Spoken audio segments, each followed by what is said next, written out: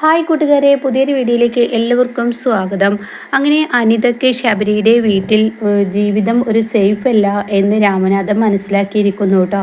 ദയാണെങ്കിലോ വേറൊരു തരത്തിൽ, ധനനാണെങ്കിലോ അനിതയുടെ ശരീരത്തിൽ കണ്ണുണ്ട് എന്ന് മനസ്സിലാക്കണം കേട്ടോ. ഇതേ സമയം രാമനാഥൻ ശബരിയോട് പറയണേ, ശബരി, നീ പോകുന്നതിന് മുന്നേ കുറച്ച് തീരുമാനങ്ങൾ എടുക്കാനുണ്ട്. ആ തീരുമാനത്തിന് നീ എതിരായി ഒന്നും നിൽക്കരുത്. ഈ കുടുംബം ഇങ്ങനെ പോയാൽ ശരിയാവില്ല. കാരണം ഈ കുടുംബം ഒരു കൂട്ടുകുടുംബമാണ്. അങ്ങനെ ജീവിക്കണം എന്നാണ് ഞാൻ ആഗ്രഹിച്ചത് എന്ന് പറയുന്നു കേട്ടോ. എന്നാൽ ഈ സമയം വാസന്തിക്കാണെങ്കിൽ അങ്ങനെ ഒരു ചിന്താഗതി ഒന്നുമില്ല. തൻ്റെ ഭർത്താവിൻ്റെ നേർക്കൊരു കണ്ണുപോലും വാസന്തി നിൽക്കുന്നില്ല. കുടുംബശ്രീ അത് ഇത് പറഞ്ഞ് ഇങ്ങനെ അണിഞ്ഞൊരുങ്ങി നടക്കൽ മാത്രം. ഇതേ സമയം വാസന്തിയോട് രാമനാഥൻ പറയണേ, ഞാനൊരു കാര്യം പറഞ്ഞേക്കാം. ജീവിതമാണ്, ആ ജീവിതം തകരാൻ പ്രത്യേകിച്ച് പണിയൊന്നുമില്ല. അതുകൊണ്ട് സ്വന്തം ഭർത്താവാണെങ്കിലും ആരാണെങ്കിലും നിന്റെ കണ്ണ് എല്ലാവരിലും ഉണ്ടാവുന്ന ഒന്ന് നന്നായിരിക്കുമെന്ന് പറയുമ്പോഴും വാസന്തിക്ക് കാര്യങ്ങൾ പിടികിട്ടിയില്ല കേട്ടോ. എന്തുകൊണ്ടായിരിക്കും അങ്ങനെ പറഞ്ഞത് എന്ന് പിടികിട്ടിയില്ല. എന്നാൽ ഈ സമയം അമ്പിളി ഇങ്ങനെ അടുക്കളയിൽ പണിയെടുക്കുമ്പോൾ അങ്ങോട്ടേക്ക് ചീരി വരികയാണ് കേട്ടോ. അപ്പോൾ ഉടൻ തന്നെ ചീരി ചോദിക്കുകയാണ്, ഇന്നലെ രാത്രി എന്താ ഒരു ബഹളമൊക്കെ കേട്ടതുപോലെ തോന്നി എന്ന് പറയുമ്പോൾ, അതൊന്നും പറയണ്ട, ദയക്ക് ഇക്കണക്കിന് പോവുകയാണെങ്കിൽ മെൻ്റലാവുന്ന രീതിയാണ്. അപ്പോഴേക്കും രഘു അവിടെ എത്തി. എന്തിനാണ് ഇന്നലെ ദയ ഉറഞ്ഞു തുള്ളി നമ്മുടെ റൂമിൻ്റെ കതക് തൊട്ടിയിരുന്ന്? അവള് ഇന്നലെ രാത്രി ഉറക്കത്തിൽ സ്വപ്നം കണ്ടു അത്രേ. അനിതയും ശബരിയും ഒരു റൂമിലാണ് കിടക്കുന്നത്. അവർ തമ്മിൽ ഒരുമിച്ച് കൂടുന്നതും അങ്ങനെയുള്ള സ്വപ്നങ്ങളാത്രേ അവൾ കണ്ടിരിക്കുന്നത്. അതിന് അവൾക്ക് ഈ സമയം തന്നെ അത് കണ്ടുപിടിക്കാൻ, നേരിൽ കാണാൻ തന്നെ അത് കണ്ടുപിടിക്കാൻ വേണ്ടി ശബരിയുടെ വീട്ടിലോട്ട് പോകാൻ രഘുവേട്ടനെ ചോദിച്ചാണ് വന്നത്. ഞാൻ മനഃപൂർവ്വം രഘുവേട്ടനെ ഒഴിവാക്കി. ഈ നേരത്ത് വിളിച്ച രഘുവേട്ടന് ദേഷ്യം കൂടും എന്നൊക്കെ പറഞ്ഞ് ഞാൻ ഒഴിവാക്കി. കാരണം ഒരു വീട്ടിൽ അർദ്ധരാത്രിയൊക്കെ കയറി ചെന്ന് ആ വീട്ടുകാരെ വെറുപ്പിച്ചു കഴിഞ്ഞാൽ അച്ഛൻ അറിഞ്ഞാൽ ഉണ്ടാവുന്ന പ്രശ്നങ്ങൾ അതൊന്നും അവൾക്കറിയണ്ട. അപ്പോൾ ഉടൻ തന്നെ രഘു പറയാം, അത് നീ ചെയ്ത് എന്തായാലും നന്നായി. ഈ സമയം ചീരി പറയണ, ഇക്കണക്കിന് പോവുകയാണെങ്കിൽ ഈ വീട് ഇനി എന്തായിത്തീരും? ഇവൾക്ക് എന്താണ്, ഇവളുടെ മേത്ത് എന്താണ്? ഇവള് വിനയനേക്കാൾ അപ്പുറമായിട്ടാണല്ലോ ഇവള് വരുന്നത്. ആ മൃഗത്തിനേക്കാൾ അപ്പുറമാണല്ലോ ഇവളുടെ സ്വഭാവം എന്ന് ഇങ്ങനെ ദയെക്കുറിച്ച് പറയുമ്പോൾ രഘു പറയാണ്, ഇക്കണക്കിന് പോയാൽ ശരിയാവില്ല. അപ്പോൾ എന്താണ് പിന്നെ ഉണ്ടായത്? എന്നിട്ടെന്താ ഉണ്ടാവാൻ? അവൾ ഫോൺ എടുത്ത് ശബരിക്ക് അനിതയുടെ ഫോണിലോട്ട് വിളിച്ച്. ഈ സമയം ശബരി എടുക്കുകയും ചെയ്തു. ഒരു നിമിഷം ഞാനും ഒന്ന് ഞെട്ടിപ്പോയി, ഈ പറഞ്ഞത് സത്യമാണോ എന്നറിയാൻ. എന്നാൽ ഈ സമയത്ത് രാമനാഥന് സുഖമില്ലാതെ ആയപ്പോൾ അനിത ചുടുവെള്ളം കൊണ്ടുകൊടുക്കാൻ കിച്ചണിലോട്ട് പോയി. ഫോൺ അവിടെ മറന്നു വെച്ചത് അത്രേ. അങ്ങനെ രാമനാഥൻ തന്നെ ഞങ്ങളോട് അത് പറഞ്ഞു എന്ന് പറയാൻ കേട്ടോ. ഇതേ സമയം ഈ ദയെ ഇനി എന്താ ചെയ്യുക?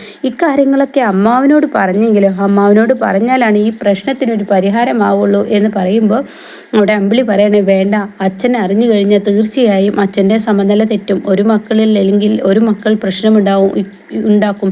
ഇപ്പോൾ മഞ്ചാടിയുടെ പ്രശ്നത്തിൽ നിന്ന് അച്ഛനൊന്ന് കരകയറുന്നേ ഉള്ളൂ. അതിനിടയ്ക്ക് ഇനി വേറൊരു പ്രശ്നം പറഞ്ഞു കഴിഞ്ഞാൽ അത് അച്ഛന് താങ്ങില്ല എന്ന വാക്കായിട്ടോ. അപ്പോൾ ഈ സമയം എന്തായാലും ഇത് ഇങ്ങനെ വിട്ടാൽ ശരിയാവില്ല. ദയ ഓരോ ദിവസവും ശബരിയെ സംശയിക്കുകയാണെങ്കിൽ ഇനി എന്തായാലും എല്ലാവരും അറിഞ്ഞ സ്ഥിതിക്ക് ഇവരെ രണ്ടുപേരെയും ചേർത്തി നിർത്തി ഇനി ഇതിൻ്റെ സത്യാവസ്ഥ എന്താണെന്ന് അറിയാണ് നല്ലത്. രാമനാഥനും അറിഞ്ഞല്ലോ, ശബരിയുടെ അച്ഛനും അറിഞ്ഞല്ലോ. അതുകൊണ്ട് തന്നെ ഇനി ഇവളുടെയും ശബരിയുടെയും അനിതയുടെയും എന്തൊക്കെയോ ഒരു രഹസ്യങ്ങൾ ഉള്ളിൽ കൊണ്ടു നടക്കുന്നുണ്ട്. അത് ഇനി വെളിവാക്കുക തന്നെ വേണമെന്ന് പറയാൻ കേട്ടോ. അങ്ങനെ ഈ സമയം എല്ലാവർക്കും ടെൻഷനാവാണ്, ഇനി ദയയുടെ ജീവിതം എന്താവുമെന്നോർത്ത്. എന്നാൽ ഈ സമയം അനുപമയെ കൊണ്ടുവിടാൻ വേണ്ടി ഇന്ദ്രൻ വരാൻ കേട്ടോ. അങ്ങനെ സോന പറയണേ, അനുചേച്ചി ഇതുപോലെ ഇടയ്ക്കൊക്കെ ഒന്ന് വരണം എന്ന് പറയാനും എനിക്ക് കഴിയില്ല. അമ്മയില്ലാത്ത ദിവസങ്ങൾ ഇത് അപൂർവമാണ്. അമ്മ ഇങ്ങനെ അമ്പല ദർശനത്തിന് പോയ കാരണം അനുചേച്ചി ഇവിടെ നിൽക്കുന്നത് എന്തൊരു സന്തോഷമുണ്ടായിരുന്നു. പണ്ടൊക്കെ അനുചേച്ചിയുടെ വില എന്തെന്ന് അറിഞ്ഞിരുന്നില്ല. ഇപ്പോൾ അനുചേച്ചിയുടെ കൂടെ നിൽക്കുമ്പോൾ മനസ്സിനൊരു സമാധാനമാണ് എന്നൊക്കെ പറയുമ്പോൾ ഇന്ദ്രൻ അതൊക്കെ കേൾക്കുമ്പോൾ സന്തോഷമാവാൻ കേട്ടോ. അങ്ങനെ മോളെ, ഞാനിനി പോട്ടെ. എന്തായാലും നീ നല്ലൊരു കുടുംബിനിയായി, അത് ഞാൻ സമ്മതിക്കുന്നു.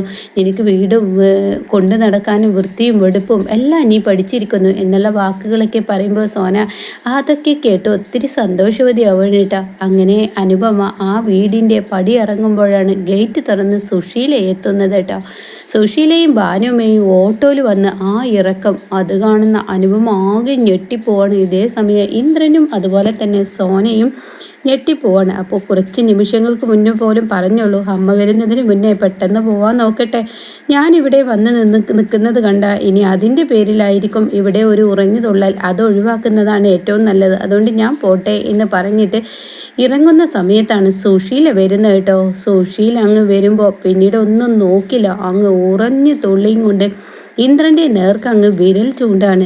അപ്പോൾ അനുപമ ഒന്നും മിണ്ടില്ല. അനുപമ ആ ഉമ്മറപ്പെടി അങ്ങ് ഇറങ്ങിയതിന് ശേഷം ആ ചെടികൾക്കിടയിൽ ഇലയും പിടിച്ച് അനുപമ അങ്ങനെ നിൽക്കും. ഇവർക്ക് പറയാനുള്ളത് എന്തെന്ന് അനുപമ കുറേ കേട്ടതാണല്ലോ, അതുകൊണ്ട് തന്നെ എടാ ഞാൻ ഇറങ്ങാൻ വേണ്ടി കാത്തിരിക്കുകയായിരുന്നോ ഇവളെ കൊണ്ടുവരാൻ? ഇങ്ങനെയാണെങ്കിൽ എന്നെ അങ്ങ് തെക്കോട്ട് എടുക്കുമ്പോഴേക്കും നീ ഇവളുമായുള്ള പൊറുതി തുടങ്ങുമല്ലോ, എന്താടാ നിന്റെ വിചാരം?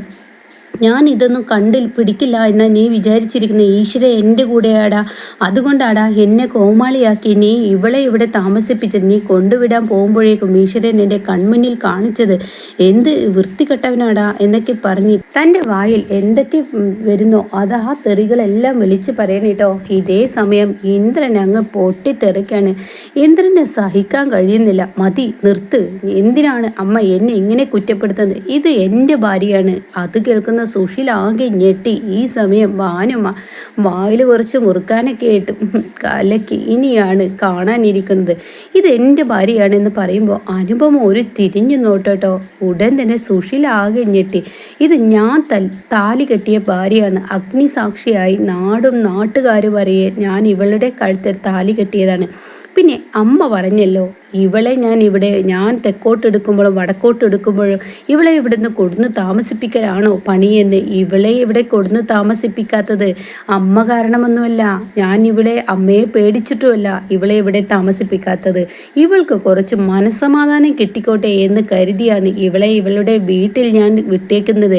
അല്ലാതെ അമ്മയെ പേടിച്ചിട്ടൊന്നുമല്ല ഞാൻ അനുപമയെ ഇവിടെ കൊടുന്ന് താമസിപ്പിക്കാത്തത്. ഞാൻ ഈ നിമിഷം വിചാരിച്ചാൽ അനുപമയും കുഞ്ഞും ഈ വീട്ടിലുണ്ടാവും, കാണണം അമ്മക്ക് എന്ന് പറയുമ്പോൾ ആകെ ഞെട്ടിപ്പോവാണ് കേട്ടോ. ഇതേ സമയം ഇനി താൻ ഇന്ദ്രനോട് സംസാരിച്ചാൽ അതിലർത്ഥമില്ല, തനിക്ക് ഇനി ഇതിലും വലുത് വായിൽ ഇരിക്കുന്നത് കേൾക്കും. അവൻ്റെ ഇപ്പോഴത്തെ സ്വഭാവം ശരിയല്ല, അതുകൊണ്ട് തന്നെ താൻ ഇപ്പോൾ അനുപമയുടെ നേർക്കെടുക്കുകയാണെന്ന് മനസ്സിലാക്കിയ ഈ സുശീല എന്ത് ചെയ്യും? എടി നീ എന്താ വിചാരിച്ചിരിക്കുന്നത്? എൻ്റെ മകൻ്റെ പേരിൽ ഇത്ര പെട്ടെന്ന് നീ എന്ത് കൂടോത്തരടി ചെയ്തത്? എന്നെന്ന് വെച്ചാൽ ജീവനുണ്ടായിരുന്ന എൻ്റെ മകൻ ഇന്ന് എന്നെ തള്ളിപ്പറയാൻ കാരണമുണ്ടെങ്കിൽ നീ കൂടോത്തരം ചെയ്തു തന്നെ.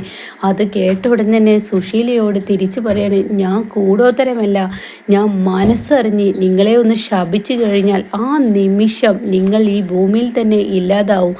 അതൊന്ന് നിങ്ങൾ ഓർക്കുന്നത് നല്ലതാണ് എന്ന് വിരൽ ചൂണ്ടി പറയുമ്പോൾ അതിലും വലിയ തിരിച്ചടി മകനിൽ നിന്ന് കിട്ടിയതിനേക്കാൾ വലിയ വാക്ക് അനുപമയിൽ നിന്ന് കിട്ടുമ്പോൾ സുശീലയ്ക്ക് എന്താ പറയേണ്ടതെന്ന് അറിയില്ല കേട്ടോ. ഇതേ സമയം സോന പറയാണ്, ഇന്ദ്രട്ടാ ഇനി ഇവിടെ നിൽക്കണ്ട, ഇനിയും ഓരോന്ന് വിളിച്ചു പറയുന്നതിനേക്കാൾ നല്ല അനുചേച്ചിയെ കൊണ്ടുവിടാൻ നോക്കിയെന്ന് പറയണ കേട്ടോ. അപ്പോഴേക്കും ആകെ തകർന്നു സുശീല ഒരു ഭാഗത്തിരുന്നു. ഇന്ദ്രനാണെങ്കിൽ അനുപമയും കൊണ്ട് അങ്ങ് പോവാണ്. ഇതേ സമയം ഭാനുമ്മ ഇതാണ് പറയുന്നത്, ആവശ്യമുള്ളതിനും ആവശ്യമില്ലാത്തതിനും വല്ലാതെ മക്കളുടെ കാര്യത്തിൽ ഇടപെടരുത്.